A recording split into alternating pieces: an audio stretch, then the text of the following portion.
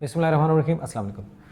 इस वीडियो में मैं एमडी कैट 2025 यूएचएस और सज़ैब एमयू के बारे में बात करूंगा। और अब जो अभी तक की सूरत हाल सामने आई है उसके अंदर यूएचएस के अंदर 3 क्वेश्चंस में अभी आपको बताऊंगा जो कि गलत हैं, जो कि इंक्लूड नहीं होने चाहिए। एक इंग्लिश का है जिसकी की रॉन्ग है और 2 क्वेश्चंस ऐसे हैं जो लॉजिकल रीजनिंग के जो कि होने नहीं चाहिए। उसके अलावा भी कुछ स्टूडेंट्स की कंप्लेंट्स हैं कि उनको लगता है कि कुछ क्वेश्चंस और भी ऐसे हैं जिनके या तो बहुत कंफ्यूजिंग ऑप्शंस हैं या की रॉन्ग है। और अब इसके लिए स्टूडेंट्स कंप्लेंट्स भी कर रहे हैं। मैं आपको बताऊंगा कि आपको अभी क्या करना चाहिए और कलेक्टिवली हम क्या कर सकते हैं, इंडिविजुअली आप लोगों को क्या करना है। और फिर जो सज़ैब एमयू है, सज़ैब एमयू इस दफ़ा जो टेस्ट था उसका डिफ़िकल्टी लेवल लास्ट ईयर से अगर हम कंपैरिजन करें तो काफ़ी ज़्यादा था और स्टूडेंट्स के मार्क्स पिछले साल की निस्बत इस दफ़ा काफ़ी कम आ रहे हैं ओवरऑल, जो अभी तक की सूरत हाल जो सामने आई है। तो उसके बारे में भी बात करूँगा मैं। सबसे पहले जो आपका सज़ैब जो यूएचएस का था, आपका लॉजिकल रीजनिंग के जो लास्ट जो आपके 2 क्वेश्चंस हैं वो दोनों सेफ्टी से रिलेटेड हैं। अब ये जो सेफ्टी वाला है, अब आप लोग जो भी अपना ईमेल्स कर रहे हैं इन 2 क्वेश्चंस को ज़रूर इंक्लूड करिए, चाहे वो आपके गलत हैं या सही हैं, आप उसको इंक्लूड करिए।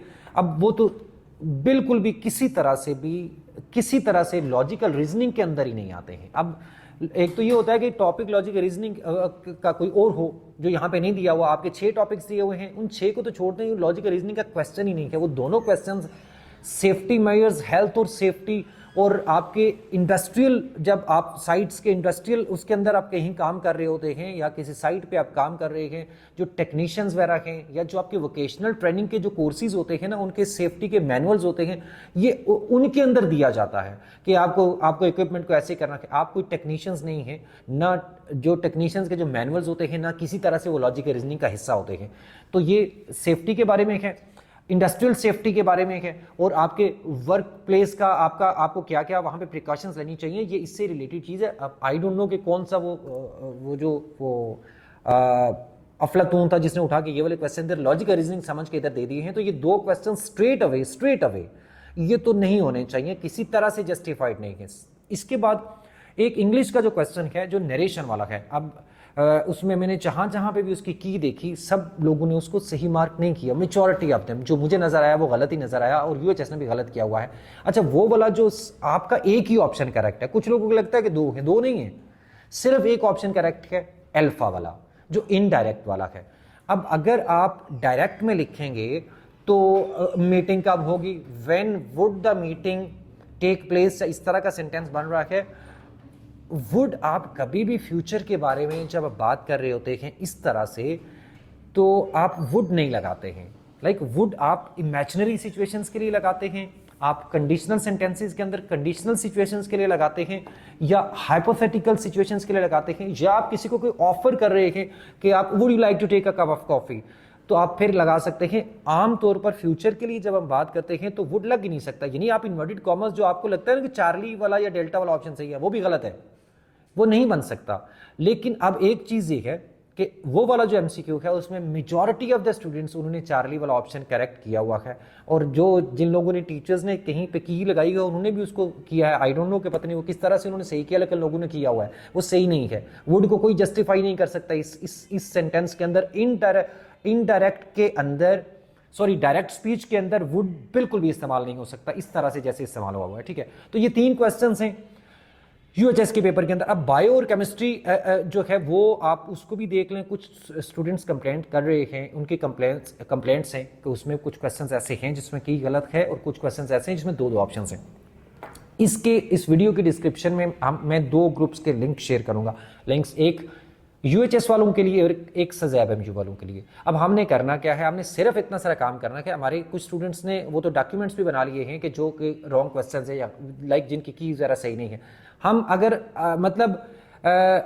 हम अगर कंसेंसस डेवलप कर लें, मैं सिर्फ आप लोगों की इस पे ये हेल्प कर सकता हूँ कि सबसे पहले जो क्वेश्चंस आप लोगों को लगता है, अब एक तो ये भी होता है कि जिसका जो गलत हो उसे लगेगा कि ये वाला मतलब इसको सही होना चाहिए, और जो आपका गलत हुआ होता है उसे लगता है कि यार इसमें आउट ऑफ सिलेबस है, आप कुछ ढूंढ रहे होते हैं ऐसी चीज़ें। तो जो जेन्युइनली कोई क्वेश्चन अगर आउट ऑफ सिलेबस है या किसी के 2 ऑप्शंस करेक्ट हैं या कोई आपका लाइक इस तरह का कोई फ्लॉड क्वेश्चन है, तो हम एक लिस्ट बना सकते हैं कंसेंसस के साथ, टीचर्स के साथ डिस्कशन के बाद। और अगर टीचर्स कहते हैं कि ये वाले क्वेश्चंस हैं, तो बेहतर तरीका ये है कि हम वो डिसाइड कर लें कौन कौन से क्वेश्चंस हैं, और कलेक्टिवली आप जो भी ईमेल्स करनी है, जो भी करना है, आप वही वाले क्वेश्चन सारे करें, वो ज़्यादा बेहतर है। आप इंडिविजुअली करें, कोई आपको मना नहीं करता, लेकिन वो वेरीफाइड क्वेश्चंस होंगे जो टीचर्स जिसको ये टीचर्स भी जिस पे एग्री करेंगे कि ये वाले क्वेश्चन फ्लॉड हैं। तो अगर कोई ऐसे एमसीक्यूज हैं, चाहे 1 2 4 जितने भी हैं, जैसे मैंने आपको बताई, तो वो हम उसके ऊपर बात करेंगे यूएचएस में भी, और सजैब एमयू के लिए भी अलग से बात करेंगे। दूसरा, हाँ, सजैब एमयू वाले जो स्टूडेंट्स हैं, सजैब एमयू के अंदर भी इसी तरह से है कि आपका लाइक कुछ क्वेश्चंस स्टूडेंट्स को कंप्लेंट्स है कि वो दो ऑप्शंस लग रहे हैं। कोई ऐसा भी बायो के अंदर कुछ क्वेश्चन शायद ऐसे भी हैं जो कि वो आउट ऑफ सिलेबस हैं, जो अभी तक स्टूडेंट्स कह रहे हैं। मैंने अभी उसके बारे में वेरिफिकेशन नहीं की है, लेकिन स्टूडेंट्स का ख्याल ये है। तो हम ग्रुप्स के अंदर हम डिस्कस करके, टीचर्स के साथ डिस्कस करके हम एक डॉक्यूमेंट बना सकते हैं, और हम सजैब एमयू वालों को भी भेजेंगे और हम उनको भी भेजेंगे, ईमेल्स भी करेंगे। और जो लाइक यहाँ इस्लामाबाद में जो लोग जा सकते हैं, वो जाके भी वहाँ पे एप्लीकेशन दे सकते हैं कि ये क्वेश्चंस करिए। बाकी इससे आगे जो है नेक्स्ट बात ये है कि जब मैं बात कर रहा था आज से कुछ दिन पहले, बल्कि कुछ महीने पहले भी मैंने बात शुरू की रिलेटिव मार्किंग के ऊपर, तो मैंने कहा था कि रिलेटिव मार्किंग होनी चाहिए। तो शायद उस वक्त मैंने ये बताया था कि आपके जो मेरी समझ के मुताबिक आप लोगों का ये क्राइसिस बनने जा रहा है।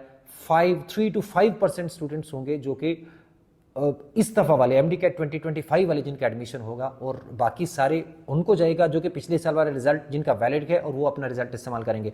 अभी आप देख लीजिए इस्लामाबाद के अंदर सजैब एमयू में तो कम अज कम यही सूरत हाल है, लाइक, और इवन यूएचएस के अंदर भी, यूएचएस में आप वो वाला हिसाब इस तरह से नहीं है कि लाइक जिस तरह से पिछला रिजल्ट था। अगर आप स्टैट्स देखें कि अभी तक ऑफिशियली या अनऑफिशियली भी स्टैट्स पूरे सामने तो नहीं आई है, लेकिन जब रिजल्ट आएगा सामने तो आप देख लेंगे कि इस दफ़ा यूएचएस के अंदर 170 से ऊपर बच्चे बहुत कम हैं। तो पिछली दफ़ा तो 195 से ऊपर भी बहुत ज़्यादा मतलब लाइन्स लगी हुई थी, बहुत ज़्यादा स्टूडेंट्स थे। तो अभी यानी पंजाब के अंदर भी यही होगा कि मेजॉरिटी जो सीट्स हैं वो उन लोगों को जाएंगी जिनका पिछले साल का अपना रिजल्ट जो वैलिड रिजल्ट है वो इस्तेमाल करेंगे, और बहुत कम सीट्स 2025 वालों को जा रही हैं। और इधर भी फेडरल के अंदर भी ऐसे ही है। और उस वक्त जब हमने ये बात की, इसके ऊपर काफ़ी सारी डिस्कशन हुई, काफ़ी बड़े फोरम्स के ऊपर हुई, पीएमडीसी में भी हुई इवन, और उसके बाद आपकी जो हेल्थ मिनिस्टर साहब है उन्होंने भी पहले माना। जो अब हमारी महेश साहब से बात हुई, जो नेशनल असेंबली की हेल्थ कमेटी के उसके चेयरमैन हैं, उनके साथ प्रपोजल शेयर किया, काफ़ी सारी चीज़ों के फाइनली पीएमडीसी वाले तकरीबन उनके पास कोई आर्ग्यूमेंट नहीं था इसके बदले में, लेकिन देन उन्होंने एक बात कहीं से क्रिएट किया आर्ग्यूमेंट कि नहीं अभी तो पेपर हुआ ही नहीं है, तो हम कैसे सपोज करने के ये होने वाला है। तो मैंने कहा था कि क्राइसिस आ रहा है, और वो आ चुका है अभी। तो अभी चले पीएमडीसी वाले जितने वो ज़हीन फतीन हैं और जितने वो काबिल लोग हैं, मिनिस्टर साहब भी, हेल्थ मिनिस्टर साहब भी यही फरमा रहे थे कि ये तो हर साल ऐसे ही होता है, और ये प्रेडिक्ट, उनका बेसिकली मसला ये है कि उनको तो एमडी कैट के बारे में ज़्यादा पता नहीं है। तो पीएमडीसी वालों ने उनके साथ लाइक उन्होंने बातों में उलझाया उनको, और जो बात उनको समझ थी, क्योंकि ऑब्वियसली वो फिर पीएमडीसी को जितना इधर बैठे लोगों को एमडी कैट के बारे में पता होता है, इतना मिनिस्टर साहब को तो नहीं पता, तो उनका बैकग्राउंड नहीं है। तो इसलिए उन्होंने बातों में उलझा दिया उनको, और उन्होंने आके ये स्टेटमेंट दी कि अभी तो रिजल्ट ही नहीं, अभी तो टेस्ट ही नहीं हुआ, तो आप कैसे कह सकते हैं।